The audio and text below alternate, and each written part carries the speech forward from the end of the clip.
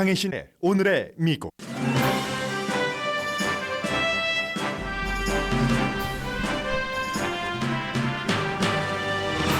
(2022년) 세상을 시험들게 한 해였습니다. 이코노미스트가 정리한 2022년 한 해의 의미입니다. 폭탄 사이클론에 대해 바이든 대통령이 경고했습니다. 서부 일부 지역을 제외한 거의 모든 미국주에서 지금까지 보지 못한 극한 겨울 날씨가 할러데이 활동을 누르고 있습니다. 6,000편 이상의 할러데이 항공 스케줄이 취소됐거나 지연되고 있습니다. 올해 미국인들은 평균 9명에게 선물을 합니다. 선물을 사는 액수는 지난해와 비슷하지만 인플레이션을 감안하면 스토리가 달라집니다. 연방 상원이 통과시킨 정부 지출 법안을 오늘 하원도 통과시킬 것으로 예상됩니다. 트럼프 전 대통령이 의사당 폭동 사건에 책임이 있다는 의회 조사단의 최종 보고서가 공개됐습니다. 미국 역사상 대통령을 가장 후지게 묘사한 보고서입니다. 미국 의회에서 연설한 젤렌스키 우크라이나 대통령은 폴란드를 다시 방문했습니다. 북한은 러시아의 용병 와그너 그룹에 무기를 공급했다는 미국의 발표를 강하게 부정합니다. 여러분 안녕하십니까? 오늘의 미국 강혜신입니다. 오늘의 미국이라고 인사드리기보단 이제 이 정도 되면은 메리 크리스마스, 해피 뉴 이어 이렇게 인사드려야지 되는 것 아닌지 모르겠습니다. 저도 오늘 때때옷 입었습니다. 꽃가옷 입었습니다. 아래와 자켓은 있던 건데 속에는 제가요 반짝반짝 하잖아요. 꽃가옷 입고 여러분들께 해피 뉴 이어 그리고 메리 크리스마스 인사드리려고 준비를 했습니다. 여러분들께는 2022년이 어떤 해이셨는지 각자 다 이제 다르게 받아들여지시겠지만 사실은 저도 몇 년 전까지는 그 해가 그 해지 특별히 뭐 다른 것 없는 것 같은데 라고 생각을 했었습니다.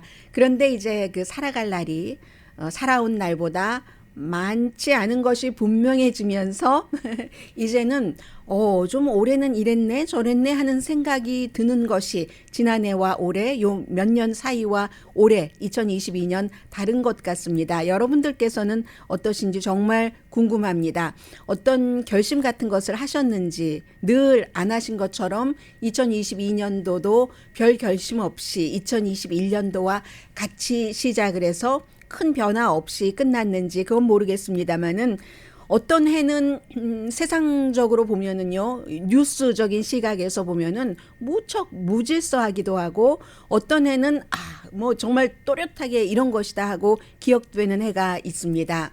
제가 오늘 맨 앞에는 여러분들께 2022년은 어떤 해였을까 이코노미스트라는 영국 본인들은 신문이라고 하고 모양 자체는 잡지입니다. 이 이코노미스트가 쭉 정리를 한 것을 앞에 전해드리겠습니다. 세상을 시험에 들게 한 한 해였다. 뭐 시험에 들게 한다 하는 것을 우리 뭐 주님 시험 이렇게 표현하지는 않고요. 테스트, 샘플한 단어 테스트 들게 했다라고 얘기를 했습니다. 우크라이나 침공에서부터 러시아의 중국에서의 코비드-19 지금 굉장히 중요하죠. 중국에서의 코비드-19이 결국은 세계에 영향을 미치고 있기 때문에 인플레이션, 기후변화, 미국과 중국과의 긴장 이게 미국 매체가 아니라 영국 매체가 지적을 하는 2022년입니다. 결정적인 중간선거 미국의 중간선거를 보면서 세계 각 나라에서도 여러 가지 그 트렌드, 추세 같은 것을 생각을 하겠죠. 해서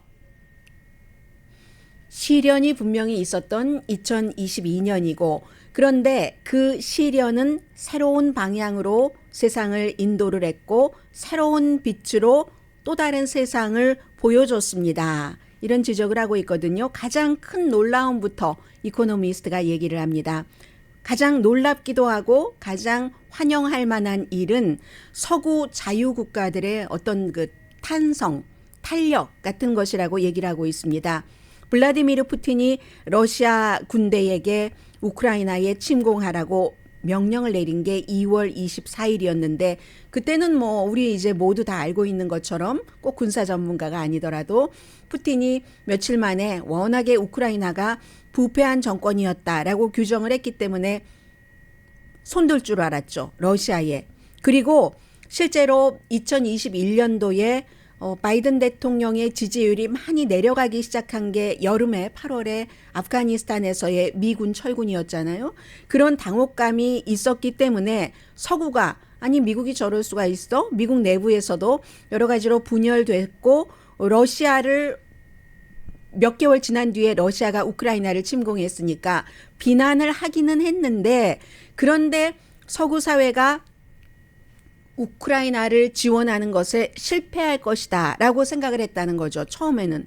그게 이제 푸틴 대통령도 그랬고 다른 많은 지도자들도 그렇게 생각을 했고 한국에서도 마찬가지였죠. 이재명 당시 후보가 한국에 또 영향력 있는 방송인들도 마찬가지였습니다. 우크라이나 그 침공 당한 것이 6개월짜리밖에 안 된 젤렌스키라는 초보 정치인이 대통령이 돼서 러시아를 자극하는 바람에 충돌했다. 이렇게 얘기를 했었잖아요. 이게 꼭 이재명 지금 그 더불어민주당 대표만 얘기했었던 게 아니라 한국에서 너무나 유명하고 인기 있는 방송인만 주장해 왔던 것이 아니라 많은 서구 사회에서도 그런 그 시각들이 있었습니다.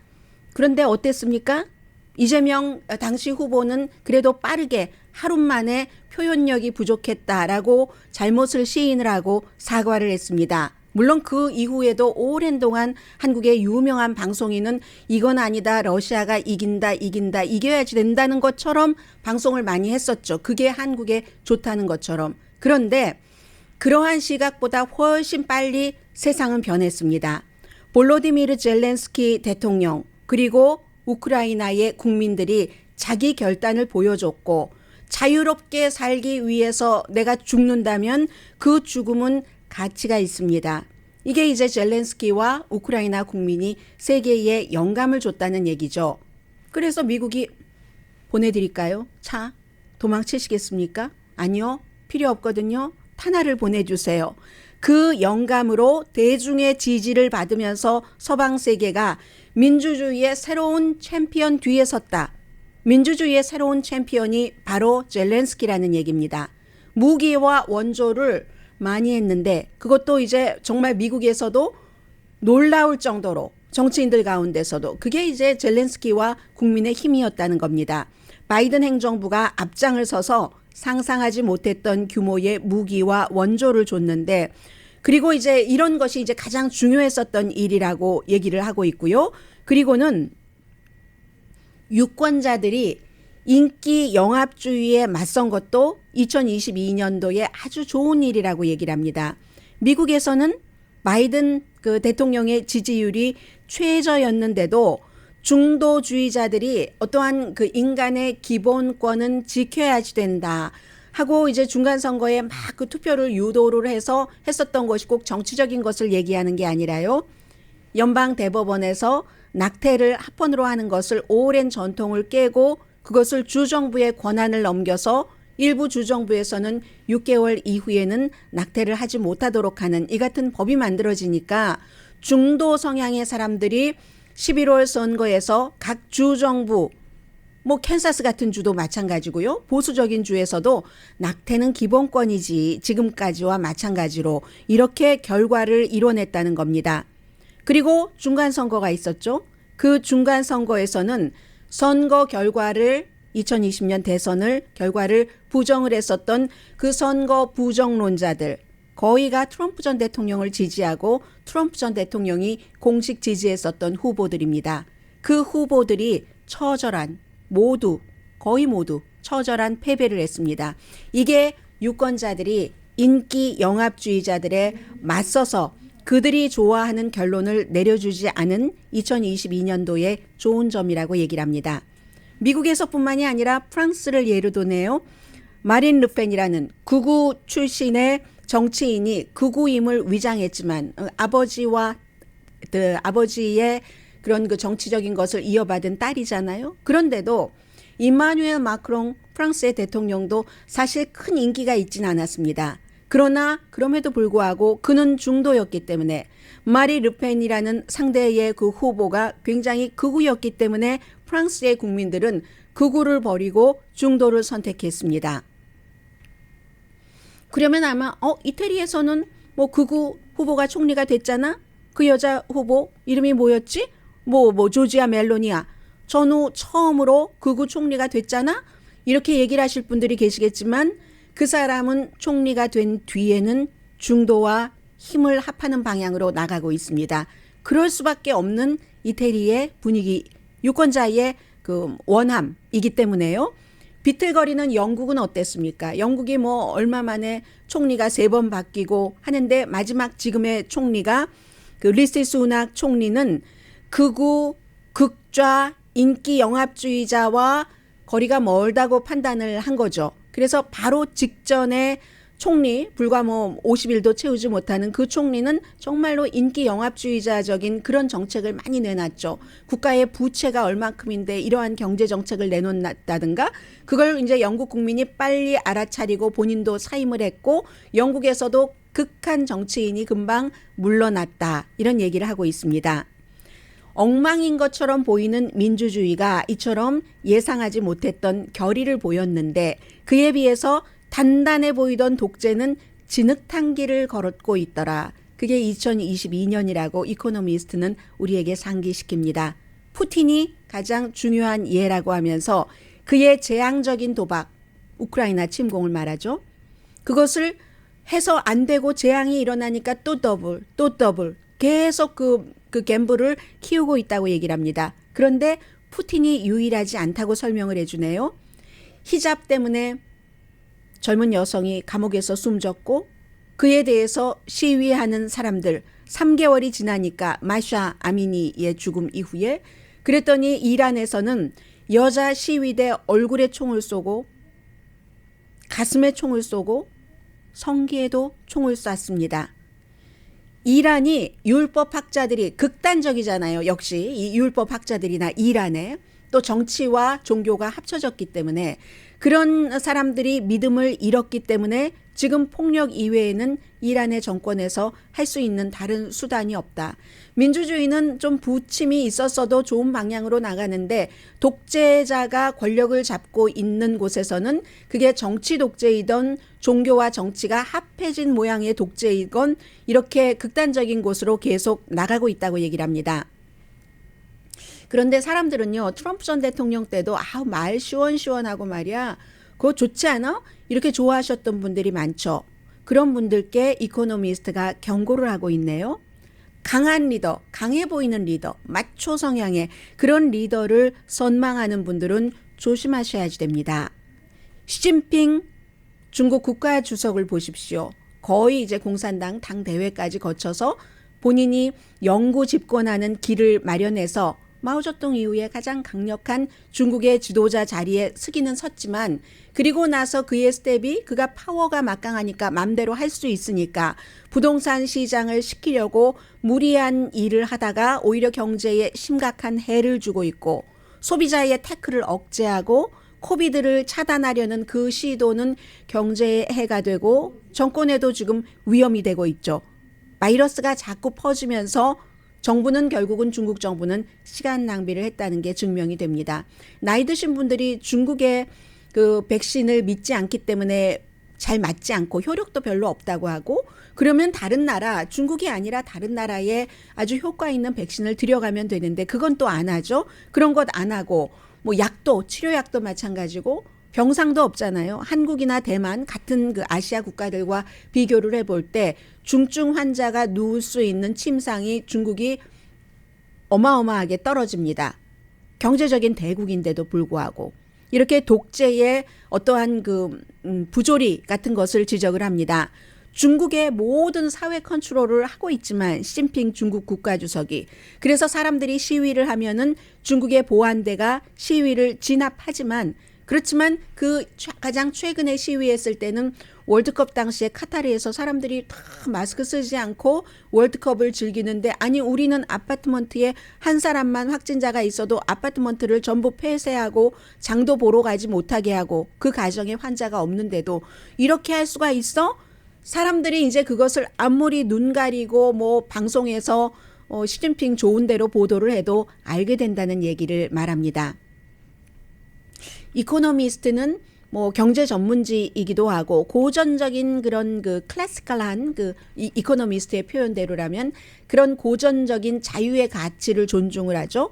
그렇게 이코노미스트처럼 많은 자유의 가치를 존중하는 사람들에게는 서구의 어떤 그 민주주의의 그 탄성 같은 것들이 아주 좋은 한 해였고 그 오랜 동안 그런 것들이 사실 후퇴했었는데 이번에 이렇게 전쟁이 일어나고 나니까 뭉치기도 하고 국가에서도 너무 극단적인 정치인들이 있으니까 중도 쪽으로 몰리고 한다는 얘기를 합니다. 그런데 굿뉴스는 여기까지입니다.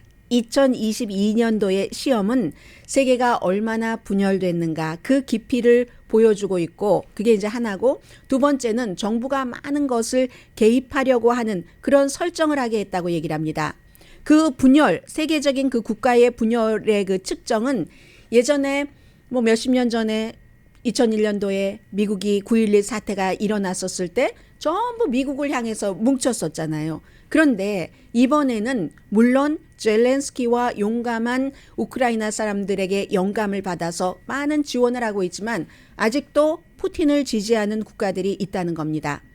유엔에서 여러 번 러시아를 비난하기 위해서 벌 주기 위해서 투표를 했는데 가장 최근의 투표에서도 35개국이 기권을 했습니다. 그 기권을 한 이유가 세계의 원칙, 아프리카, 아프리카 그런 나라에서는 어떤 나라에서 막 가뭄이 있고 힘들고 홍수가 나고 기후 관련 이런 일이 있을 때는 지역적인 일로 보고 별로 크게 적극적으로 도와주지 않다가 서구가 자신들의 원칙에 맞게 러시아가 우크라이나를 침공하면 안 돼. 유엔에서 그러니까 러시아를 비난하는 투표를 해줘. 이런 때만 그들의 표를 원한다는 거죠. 아프리카에. 그런데 불행하게도 아프리카는 러시아와 여러 가지로 석유 문제로 무기 문제로 많은 연관을 맺고 있습니다. 물론 아프리카보다 조금 더 세계적으로 인지도도 있고 힘도 있고 또 그 경제력도 큰 인도 같은 나라는 또 중국 같은 나라도 러시아를 막 지원하는 처음에 그 모습에서 조금 뒤로 빠졌지만 아직도 러시아의 오일과 경제적인 지원 같은 것이 무기 같은 것이 필요한 아프리카 같은 나라는 서구가 평소에는 돌봐주지 않다가 본인들이 필요할 때 표 주세요 하는 것 원치 않는다는 겁니다. 그 분열의 깊이를 보여주고 있습니다. 대부분 세계의 그 자유의 가치는 지금 궁지에 몰렸다고 지적을 합니다. 브라질에서 자이르 볼소나로 정말 엉뚱하고 위험한 그 대통령이 재선에 실패를 했어도 라틴 아메리카의 민주주의는 아직도 멀었고 터키의 인플레이션이요? 리셉 타입 에르도안 대통령 그렇게 인플레이션이 크고 사람들이 막 그 정권에 대해서 불만을 갖고 있으니까 2023년도에 선거를 치러야지 되니까 이 독재자가 하고 있는 일이 다른 라이벌들을 어떻게 하든지 기소하고 손을 묶어두는 겁니다. 이스라엘에서는 벤자민 네타냐후 이스라엘 총리가 감옥에 가는 거 피하려고 아직 재판이 끝나지 않았으니까요. 부정부패, 본인과 와이프가 연관된 그랬기 때문에 사람들을 감옥에 가지 않게 하기 위해서 아랍을 막 비난하면서 평화가 아니라 이간하고 그리고 동성애자들을 혐오하고 이렇게 지금 이끌고 가고 있다는 것. 인도네시아는 뭐 사법 코드가 이런 게 있잖아요. 혼인 외에 그런 그 성생활에 대해서는 엄청나게 벌을 준다면서요. 그게 국내인들뿐만이 아니라 외국인들까지 그걸 종교적으로 엮어서 표현의 자유, 언론의 자유 같은 것도 금지시켜서 얼마나 가혹해지는가. 인도 경제는 지금 뭐 테크놀로지나 이런 것 때문에 아주 좋지만 인도의 정치도 무척 어글리하고 잔혹하고 여기도 역시 총리가 속해 있는 그 종교와 그렇지 않은 곳에 어떤 차별 같은 것이 있다고 얘기를 합니다. 그래서 이제 이런 면이 있고요. 그리고 또 하나는 정부, 원래 정부의 역할을 제한해야 된다 하는 것이 자유세계의 목표였는데 그에 대한 아이디어가 굉장히 흔들린 2022년도라고 얘기를 합니다. 먼저 유럽을 보면은 유럽은 에너지 쇼크 이후에 유럽 정부가 가격 담납하는데 막 돈을 쏟아붓고 화석연료에서 나와야지 된다. 그 목표는 좋은데 마켓이 자유롭게 하지 않도록 하고 업계가 어떤 뭐 정책에 따르도록 한다던가 미국의 경우는 중국으로부터의 안보 위협에 대한 답으로 무역 장벽을 채우고 그리고 이제 보조금을 미국의 그런 업계에 많이 주기 때문에 자신들의 경제를 위해서. 그런데 미국도 세계와 경제를 겨뤄야지 되기 때문에 미국의 동맹국들이 그로 인해서 힘들어지면 유럽과 한국의 뭐 전기자동차 만드는 회사들이 힘들어지면 결국은 미국에도 나쁘다고 얘기를 합니다.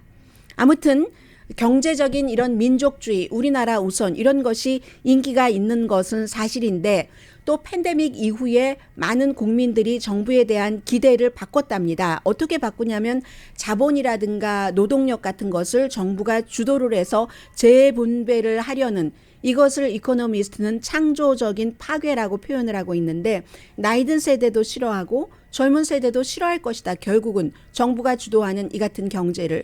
왜냐하면 나이 든 세대는 경제 성장을 위해서 정부가 뭔가를 하고 하는 것을 별로 혜택을 받지 못하기 때문에 젊은 세대는 정체성의 정치를 받아들이니까 이런 경제적으로 정부 보조금 이런 게 아니라 여러 가지 있잖아요. 뭐 성에 대한 문제, 낙태에 대한 문제.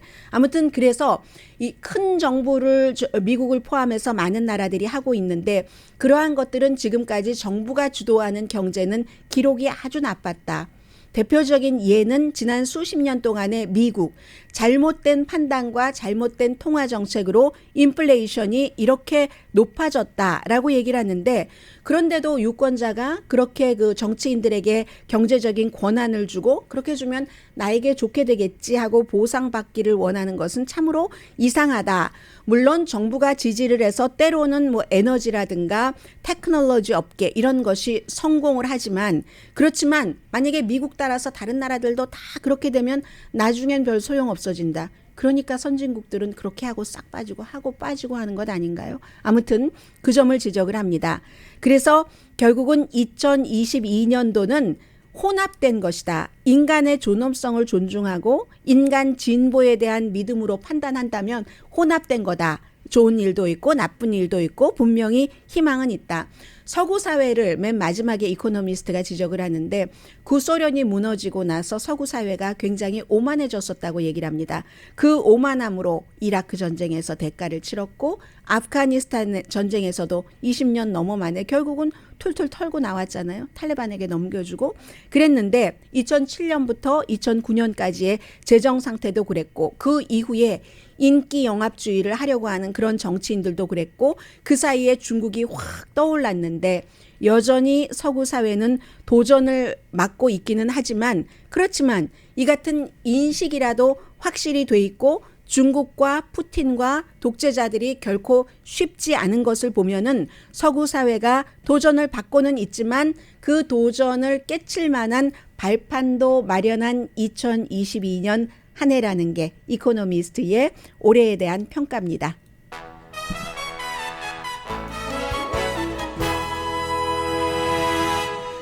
오늘은 이래저래 할러데이 일들 그리고 뭐 한 해 정리 이렇게 오늘의 미국이 꾸며지게 되겠습니다.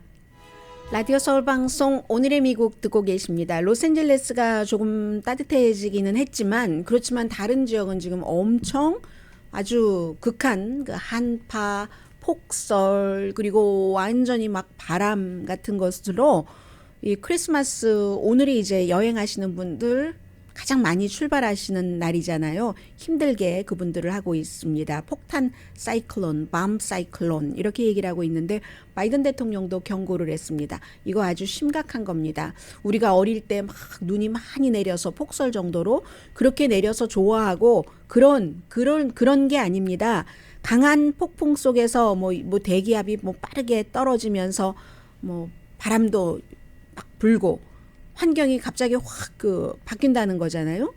눈보라 같은 것도 그런 그 기상 조건 여러분들 조심하셔야지 됩니다. 지금 텔레비전 보시면은 오늘 아침에는 자동차들이 한국의 그 한겨울에 막 뺑뺑뺑뺑 돌듯이 그렇게 하는 것을 지금 많이 보고 있거든요. 그러면 여러분들께서 이제 어느 지역에 살고 계시든지 운전을 하실 때 특히 트럭 같은 것은 위험하겠죠. 뭐 무게 중심이 잘 특히 완벽하게 잡혀 있지 않다던가 하면은 그런 그 근처를 지나시는 분들 위험하다 이런 얘기들 하는 거고요. 오대호 주변에 바람도 많고 아주 힘든 날씨입니다. 아니 근데 왜 어떤 매체는 2억 명에 해당된다고 하고 어떤 매체는 3억 명에 해당된다고 하나요? 아무튼 48개 주에서 극단적인 날씨. 48개 주이긴 하지만 그 땅으로 보면은 이 극단적인 날씨는 한 60% 정도에 해당이 된답니다. 치명적인 영향을 받을 수 있으니까 전부 폭설, 강풍, 뭐 비 오는 곳도 있겠죠. 조심하시라고 하고요. 시애틀도 무척 춥죠. 덴버도 마찬가지로 뭐 영하의 기온이고 하던데요. 조지아주라든가 텍사스, 캔사스, 텍사스는 아니고 캔사스, 켄터키, 노스캐롤라이나 전부 그 비상사태 선포됐거든요. 이 정도 되면은 뭐 당연히 와이오밍도 비상사태에 선포됐는데 버지니아까지 갑니다. 이게 동쪽으로 버지니아, 웨스트 버지니아까지 그곳까지 가서 비상사태가 선포가 됐고 아예 그 콜로라도주 같은 데는요. 미주리주도 인디아나주도 주지사가 주 방위군을 대기시키고 방위군을 어디에 배치했을 그럴 정도입니다. 그러면 이건 우리 주에서 안 일어나는 일이네. 하나가 공통적인 게 있죠. 공항 같은 것 연결이 되잖아요. 전부 서로 묶여 있으니까. 그래서 거의 모든 공항이 지금 영향을 받고 있습니다. 현재 뭐 한 시카고는 바람이 40마일, 시속 50마일, 허리케인이 아닌데 거의 허리케인급이 될 수도 있잖아요. 그래서 그런 그 돌풍 주의보가 내려졌기 때문에 오헤어 공항뿐만이 아니라 미드웨이 공항도 지금 스케줄 엄청 취소되고 있고요. 해서 지금까지 한 6천 편 정도 취소됐거나 아예 비행기 스케줄이 연착됐거나 하기 때문에 여러분들 뭐 LA 국제공항을 통해서 어디 다른 곳으로 가시려는 분들 그리고 다른 곳에서 또 다른 곳으로 가시려는 분들 비행기 스케줄은 뭐 오늘 같은 경우 하루에도 몇 번 확인을 해보시는 게 좋을 것 같고요. 뿐만이 아니라 이제 아무튼 준비를 해야죠. 이런 때는 캘리포니아주는 좀 다행입니다만은 뭐 따뜻한 옷 입고 뭐 한국도 지금 굉장히 춥다고 하는데 옷도 따뜻하게 입으시고 과연 내가 뭐 어디서 발이 묶여 있는 그런 경우도 있지 않겠어요? 말하자면 벙갈로가 아니라 좀 다정한 단어로 하자면 산장 겨울철 산장에서 가족들과 함께 지내려고 했는데 그게 딱 눈이 너무 많이 와서 어디에 나갈 수가 없다. 이렇게 되는 경우 음식도 좀 넉넉하게 뭐 마실 물도 넉넉하게 준비를 하시는 게 좋을 것 같고요. 여러분들께서 혹시 가족 여행을 떠나신다면 그쪽을 전부 확인을 하시는 게 좋겠습니다. 크리스마스가 일요일이기 때문에 당연히 우편물 배달 안 됩니다. 그리고 일요일뿐만이 아니라 월요일도 당연히 안 됩니다. 왜냐하면 일요일이 크리스마스였기 때문에 월요일이 공휴일이니까. 저는 월요일에도 정규 방송합니다. 오늘의 미국은 정규 방송하는데요. 그런데 아무튼 월요일에도 여러분들 우편 배달 안 되는 것 기억하셔야 되고요. 그런데 아마 뭐 프라이어리티 메일 같은 경우는 프라이어리티 익스프레스 메일은 제한된 지역에서 이것도 모든 지역에서 다 배달되는 것은 아니고 배달 안 됩니다. 대신에 뭐 크리스마스 이브에는 이번에 토요일이니까 배달되고요. 그런데 시간은 지역에 따라서 조금 제한이 있을 수 있다는 것 참고하시기 바랍니다. 그리고 또 하나는 우편함 있죠. 그 우편함도 다른 때보다 조금 일찍 수거될 수도 있다고 하거든요. 그러니까 지금부터는 이제 할러데이 스케줄 이렇게 생각하시면 되겠습니다. 어제 이제 가장 오후에 컸었던 뉴스 가운데 하나가 이제 의사당 폭동사건 조사위원회가 일을 끝내고 마지막 보고서를 냈습니다. 이제 1월 3일이 되면은 공화당이 다수당이 되기 때문에 해산되는 거예요. 의회 조사단은. 그래서 며칠 전에 사흘 전에 트럼프 전 대통령이 의사당 폭동사건에서 책임이 있다. 여러 가지로. 그러니까 기소해야지 된다 하는 것을 연방 법무부에 그 권고를 했는데 그리고 나서 사흘 만에 보고서를 공개를 했습니다. 845페이지 8개의 챕터로 돼 있는데 트럼프가 그렇게 했다는 증거가 있다. 이걸 18개월 동안 조사를 했는데 뭐 인터뷰한 사람이 1000명이 넘고 내용 자체는 모든 매체가 다 그렇게 보도합니다. 미국 역사상 대통령을 가장 후지고 후지게 묘사한 보고서. 저는 후지다고 했지만요. 끔찍하게 묘사한 이렇게 표현한 매체가 참 많습니다. 크게는 뭐 17가지 내용인데 선거 그 당일부터 1월 6일 의사당 폭동 사건이 있었던 그때까지 트럼프 전 대통령이 본인이 대통령 자리를 지키기 위해서 어떻게 사람들에게 음모론을 퍼뜨리고 가짜를 퍼뜨리고 그리고 모아서 그런 일이 일어나게 했는가. 이게 이제 뭐 17가지 가운데서 전부 다 거기에 해당이 되는 거고요. 트럼프 전 대통령의 반응을 보겠습니다. 의회 그 폭동사건 조사단이 깡패네, 악당이네, 그리고는 이제 트럼프 전 대통령의 특징이 항상 뭐를 심플하게 반복해서 얘기를 하죠. 귀에 잘 들어오게. 나를 때려보시라. 그럴수록 나의 지지자들이 나를 지켜줄 것이며 나의 힘은 더 강해지리라니. 뭐 이렇게 얘기를 하고 있습니다.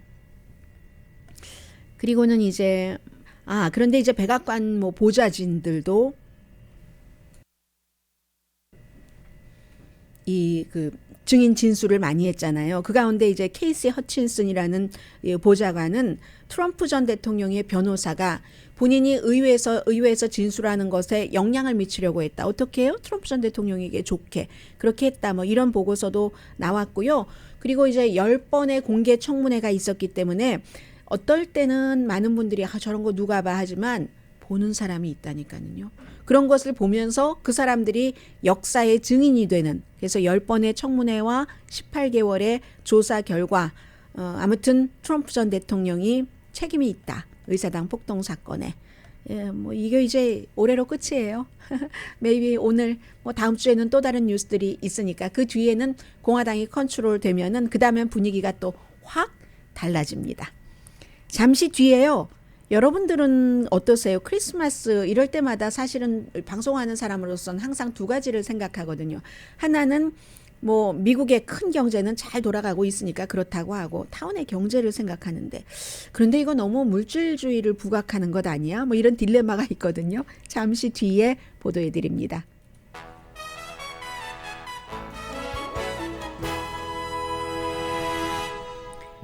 라디오 서울 방송 오늘의 미국 듣고 계십니다.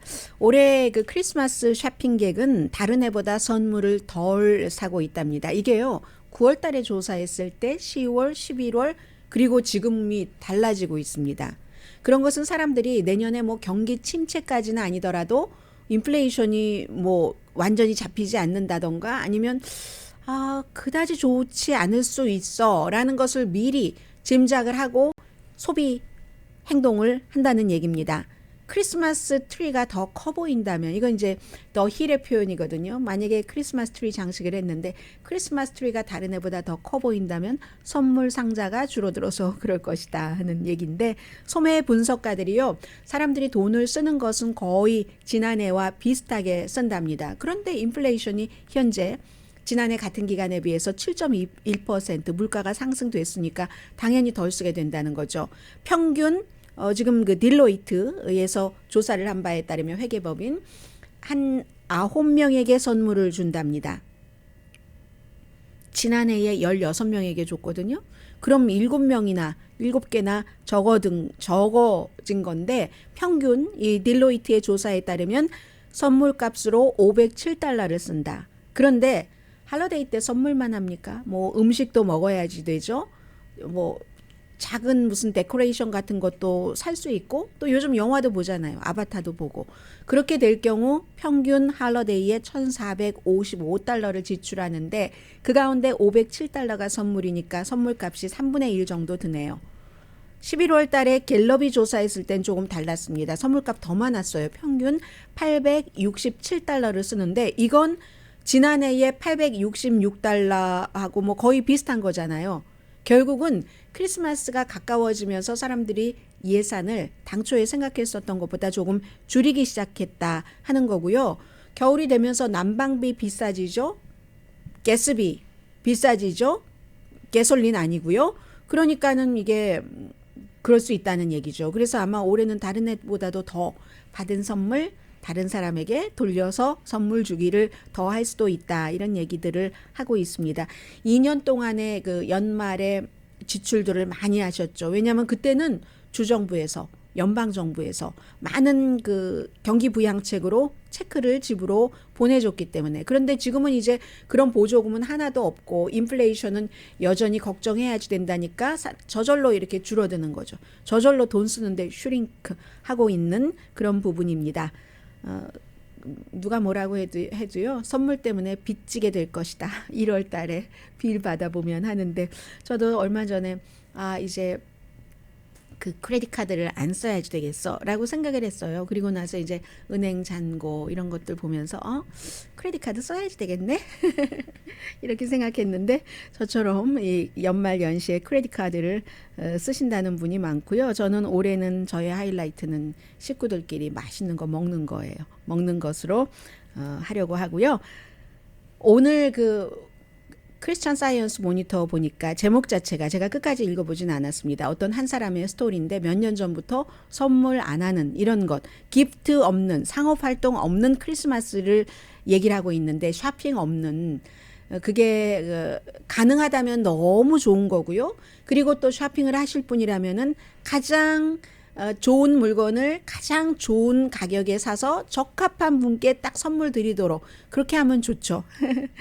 네. 그리고 연방 그 상원이 어제 이제 그 지출한 1조 7천억 달러 통과시켜서 오늘 밤에 12시에 끝나거든요.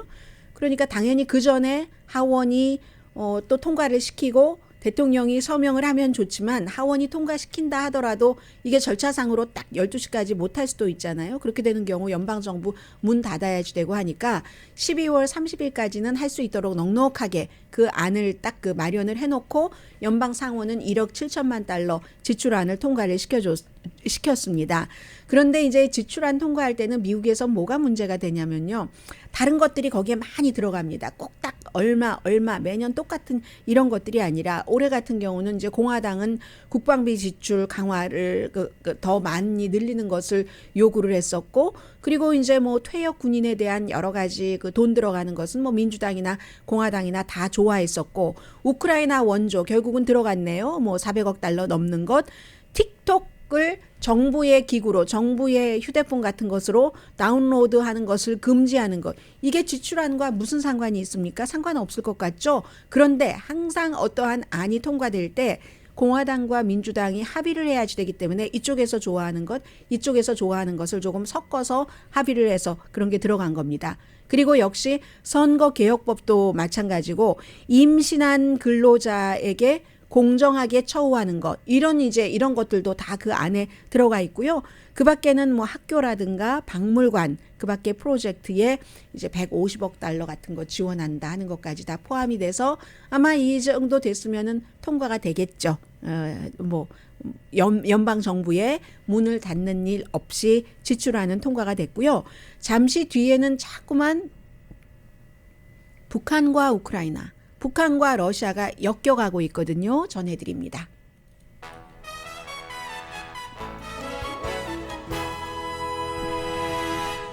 라디오 서울 방송 오늘의 미국 듣고 계십니다. 네, 젤렌스키 우크라이나 대통령이 미국 의회에서 연설하고 나서 올 때도 그 폴란드를 통해서 기차역에서 보였었고, 그렇게 가더니 이번에도 다시 그 폴란드를 방문을 했답니다. 미국에서 떠나고 나서.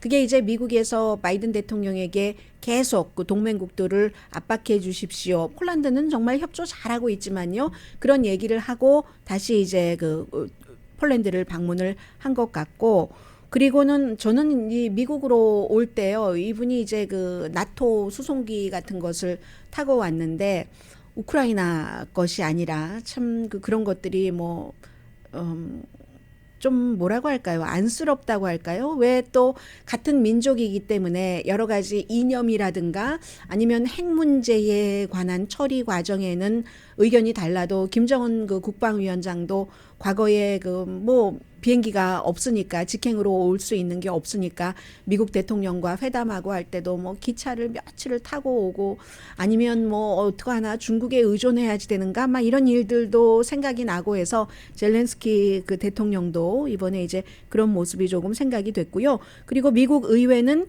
국제 전범을 기소할 수 있는 정부의 역할을 확대하는 법안을 통과시켰습니다. 이것도 이제 젤렌스키 대통령이 가고 나서 여러 그 푸틴이라든가 이런 사람들을 생각하면서 한 행동이고요. 북한은 러시아 용병 와그너 그룹이라고 있죠. 푸틴과 친한 사람이 만든 용병 그룹. 뭐 예를 들어 아프리카에서 많이 사람들을 모아서 돈 내고 그런 사람들이 지금 우크라이나에 많이 투입돼 있다고 하죠.